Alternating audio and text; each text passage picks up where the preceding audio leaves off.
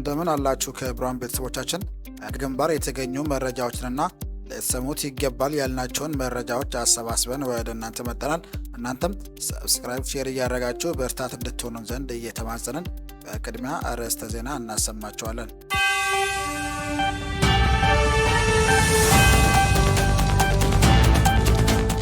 የአማራ ፋኖ ብሔራዊ ኃይል ደቡብ አማራ ቀጠና አሳምነው እዝ አጼ ዘርዓ ያዕቆብ አንደኛ ኮር የህዝብ አገልግሎት ሰጪ ተቋማት ሰራተኞች በግሽ ወረዳ ባሉ ቀበሌዎች ለሚኖሩ አገልግሎት ሰጪ ተቋም ሰራተኞች የሚሰጠውን ስልጠና አጠናክሮ ቀጥሏል። ይህንም ዘገባ ትሰሙታላችሁ።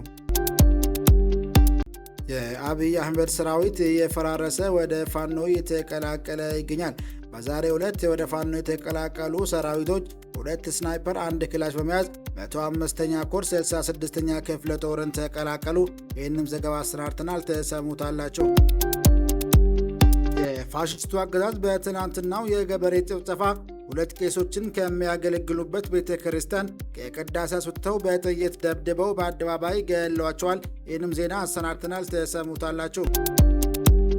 የአውሮፓ ህብረት ከኢትዮጵያ ጋር ላለው አጋርነት የመገናኛ ብዙሃን ነጻነትና ተአማኒ ምርጫ ምሰሶዎች መሆናቸውን ገለጸ።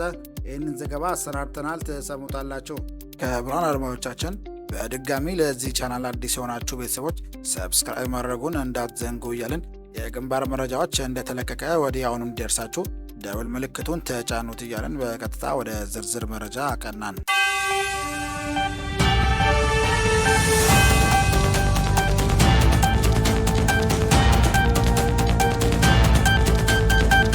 መተከል ብለን ወረዳ በኩጂ የሚባል ቦታ ኦነግ ሸኔ በሚል የዳቦ ስም የጅምላ ግድያ ተፈጽሟል። እዚህ ቦታ ላይ ከ5 ዓመት በፊት ጅምላ ግድያ ተፈጽሞ የሰው ልጅ እንደ ቆሻሻ በዶዘር ታፍሶ የተቀበረበት አካባቢ ነው። ዛሬ ግዛት አስፋፊው የኦህዴድ ብልጽግና ኃይል በስውር ያሰማራው በጃል ቃንቄ የሚመራው ሸኔ ኃይል በመተከል ብለን ወረዳ ነዋሪ 42 በአማራ በጉሙዝና በሽናሽ ህዝቦች ላይ ጭፍጨፋ ፈጽሟል። የኦሮሚያ ክልል በብለን ወረዳ ኩታ ገጠም በሆነው ወንበረ ወረዳ ሰፊ የፖለቲካ ስራ የሚሰራ የቆየ ሲሆን ብለን ወረዳ የሚኖረውን የራሴ ከሚሉት ውጪ ያለውን ነዋሪ ለማጽዳት ያለመ ጭፍጨፋ በጫካው ብልጽግና በኩል ዛሬ ተፈጽሟል።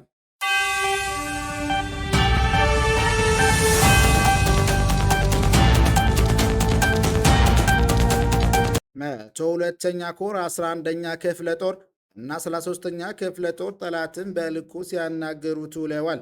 በዛሬው ዕለት በቀን ማለትም ህዳር 13 2018 ዓ.ም ጠላት መነሻውን ጎንጅ አዴትና ጭስ አባይ መዳረሻውን ይልማና ዴንሳ ወረዳ አንጋርና ሰቀሌ ቀበሌ በማድረግ በ3 አቅጣጫ በሌሊት እንቅስቃሴ ያደረገ ሲሆን የ11ኛ ክፍለ ጦር ቃኝና መሐንዲስ ከሌሎች ሻለቃዎችና የ22ኛ ክፍለ ጦር አካል የሆነው ጣናው መብረቅ ሻለቃ ጋር ጥምረት በመፍጠር እንደ አንድ ልብ መካሪ፣ እንደ አንድ ቃል ተናጋሪ በመሆን ቀድሞ በደረሳቸው መረጃ መሰረት ቅድመ ዝግጅት በማድረግ በወሰዱት የአጸፋ እርምጃ አንጋርና ሰቀላ ላይ ሲወቅቱት ውለዋል። የጠላትን ኃይል ሙትና ቁስለኛ በማድረግ ሲገርፉት የዋሉ ሲሆን የፋኖን ክንድ መቋቋም ያቃተው የአገዛዙ ቡድን በአዴት ተጨማሪ ኃይልና ዙ 23 በማስመጣት በ2 አይዙዚ ኮድ ቢ13 273 አይዙዚ እና በኤ22 480 አይዙዚ ሙትና ቁስለኛውን ይዞ የተመለሰ ሲሆን ከዚህ ጋር በተያያዘ ዜና ለአማራ ሕዝብ የመረረ ጥላቻ ያለው የኦህዴድ መራሹ ቡድን እገታ ከተማ ላይ አቶ ንግሩ ምክቱ፣ ወጣት ተሽራር ሽቤ የተባሉ ንጹሐን ግለሰቦች በግፍ ሲረሽን፣ በተጨማሪም የአብይ አህመድ ዙፋን አስጠባቂ አድማ ብተና ባህር ዳር ዙሪያ ወረዳ የግንድ ሎሚ ቀበሌ ላይ አቶ ታዘብ ወንዲፍራው የተባለ የንጹሐን መኖሪያ ቤት አቃጥሏል። በተመሳሳይ ጠጠር ማርያም ላይ 33ኛ ክፍለ ጦር ጠላትን አይቀጡ ቅጣት ቀጠው ሞትና ቁስለኛ አድርገውታል። የደረሰበትን ምት መቋቋም ያቀተው አረመኔ ሰራዊት በሰብል ሰብሰብ ላይ የነበሩ አርሶ አደሮችን በአሰቃቂ ሁኔታ ገሏል።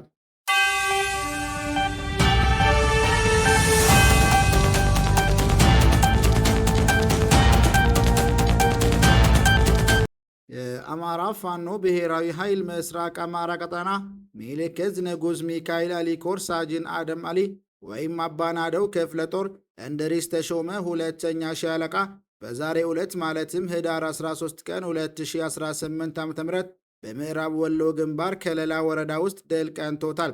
ከከለላ ከተማ በመነሳት ወደ ደገርና ሊጮ ታዳይ ከተሞች አቅጣጫ ሲጓዝ የነበረ የጠላት ኃይል ቆርኬ የተባለ ቀጠና ሲደርስ የሳጅን አደም አሊ ወይም አባ ናደው ክፍለ ጦር እንድሪስ ተሾመ ሁለተኛ ሻለቃ በሰነዘሩበት ድንገተኛ ጥቃት ከፍተኛ የሆነ ቁሳዊና ሰብአዊ ኪሳራ የደረሰበት ሲሆን በኦፕሬሽኑ አንድ ቲም የሚሆኑ የጠላት ኃይል አባላት በአልሞ ተኳሽ ጥይት እንደተመቱና ከተመቱት መካከል ወዲያውኑ የሞቱ እንዳሉም ነው ለማረጋገጥ የተቻለው።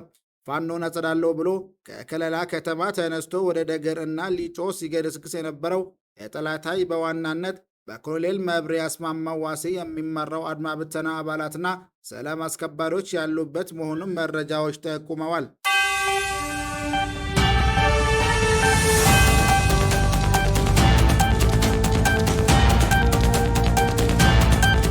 ለሕዝብ አገልግሎት ሰጪ ተቋማት ሰራተኞች ስልጠና ተሰጠ። የአማራ ፋኖ ብሔራዊ ኃይል ደቡብ አማራ ቀጠና አሳምነው እዝ አጼ ዘርዓ ያዕቆብ ሁለተኛ ኮር የሕዝብ አገልግሎት ሰጪ ተቋማት ሰራተኞች በግሽ ወረዳ ባሉ ቀበሌዎች የሚኖሩ አገልግሎት ሰጪ ተቋም ሰራተኞች የሚሰጠውን ስልጠና አጠናክሮ ቀጥሏል። ሆኖም የአማራ ፋኖ ብሔራዊ ኃይል ደቡብ አማራ ቀጠና አሳምነው እዝ ከአረመኔው አብይ አህመድ አገዛዝ ነፃ ያወጣቸውን ወረዳዎችና ቀበሌዎች ከትግሉ ጎን ለጎን የህዝብ አደረጃጀትና በተለያዩ ተቋማት ውስጥ የሚሰሩ ሰራተኞችን በየቀጠናው ስልጠና እየሰጠ ይገኛል። በዚህ መሰረት የአማራ ፋኖ ብሔራዊ ኃይል ደቡብ አማራ ቀጠና አሳምነው እዝ ትምህርትና ስልጠና መምሪያ ኃላፊ አርበኛ ንጉሱ ይመሩ፣ የአማራ ፋኖ ብሔራዊ ኃይል ደቡብ አማራ ቀጠና አሳምነው እዝ ፖለቲካ ዘርፍ ምክትል መምሪያ ኃላፊ አርበኛ ኤፍሬም ባዩ፣ የአጼ ዘርዓ ያዕቆብ ሁለተኛ ኮር ድርጅታዊ ጉዳይ ኃላፊ ተስፋዬ ዓለሙና በአደረጃጀት ያሉ አመራሮች ጋር በመሆን ስልጠናውን በየቀበሌ ላሉ የጤና፣ የግብርና፣ የትምህርት ሱፐርቫይዘር፣ ርዕሰ መምህርና የመምህራን ማህበር፣ የቀበሌ ስራ አስኪያጅ፣ መሬት አስተዳደር ባለሙያዎችና አስተባባሪዎችን ሰጥተዋል። ስልጠናው የተሰጠባቸው ርዕሶች በተለያዩ የትግል አቅጣጫዎችና ትግሉን በሚመጥን መንገድ ከዚህ በታች በተዘረዘሩት መሰረት ስልጠናው ተሰጥቷል። ትግላችን ወደ ትጥቅ ትግል የተሸጋገረበት ምክንያቶች፣ የፋኖና የህዝብ የትግል መስመርን የትግል ስልት ምን መምሰል እንዳለበት፣ የምሁራኑ ሚናን ለአማራ ትግል ያለውን ጠቀሜታ፣ በፋኖ የትግል መስመር የትጥቅ ትግል የተጀመረበት ምክንያት፣ አሁናዊ የአማራ ፋኖ ብሔራዊ ኃይል ድርጅታዊ ቁመና፣ የምሁራን ሚናና ቆሞ የማይጠቅም ትውልድን ከማዳን አኳያ ላይ የተኮረ ስልጠናዎች ተሰጥቷል። በመጨረሻም የአማራን ህዝብ ከምድር ገጽ እንዲጠፋ ስለተፈረደበት የነቃ ግንዛቤ ያለው ማህበረሰብ መፍጠር ግድ ነው። እንመክራለን፣ እንወያያለን፣ እንደራጃለን፣ እንሰለጥናለን፣ ነፃነታችንን በቅርብ እናውጃለን። መረጃውን ያደረሰን አርበኛ አማራ ታዘዘ ከአማራ ፋኖ ብሔራዊ ኃይል ደቡብ አማራ ቀጠና አሳምነው እዝ አጼ ዘርዓ ያዕቆብ አንደኛ ኮር የህዝብ ግንኙነት ኃላፊ ነው።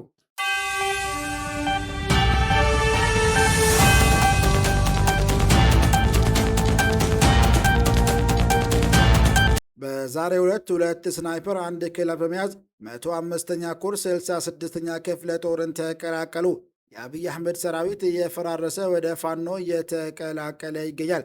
በአማራ ፋኖ ብሔራዊ ኃይል ቴዎድሮስ ዕድ 105ኛ ኮር 66ኛ ክፍለ ጦር 3ኛ ሻለቃን የተቀላቀሉት የአገዛዙ ሰራዊት አባላት ስም ዝርዝር፦ ምክትል 10 አለቃ ሳሙኤል ጌታቸው ስናይፐር እስከነ ሙሉ ትጥቁ፣ ምክትል 10 አለቃ መልካሙ አንድ ስናይፐር እስከ ሙሉ ትጥቁ፣ የበሉ ማደሪያው አድማ ብተና ክላሽኮቭ እስከ ሙሉ ትጥቁ በመያዝ የተቀላቀሉ ሲሆን ሁለት የሚሊሻ አባላትን መንደር 24 የተባለ ቦታ ላይ በጀግኖቹ የአብይ መተከል 3ኛ ሻለቃ ተማርከው ገቢ ሆነዋል።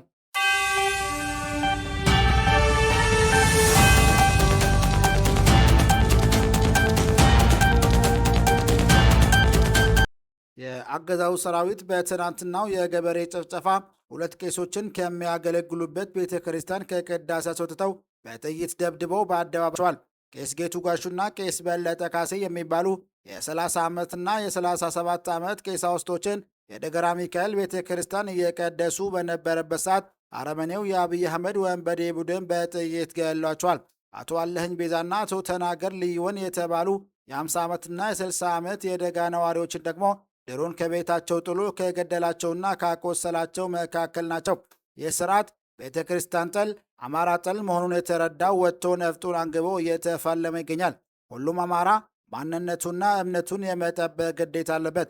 በመሆኑም ትግሉን በመቀላቀልና በመደገፍ ለአንዴና ለመጨረሻ ጊዜ እናስወግደው ስንል ጥሪያችንን እናስተላልፋለን ሲል የአማራ ፋኖ ብሔራዊ ኃይል ዘግቧል። ለዛሬ ሊደርሳችሁ ይገባል ብለን የመራረጥንላችሁ መረጃዎች ይህን ይመስል ነበር። በሌላ ዜና ፈጣሪ እንዲያገናኘን እየጸለይን መልካም ጊዜ እንመኝላችኋለን።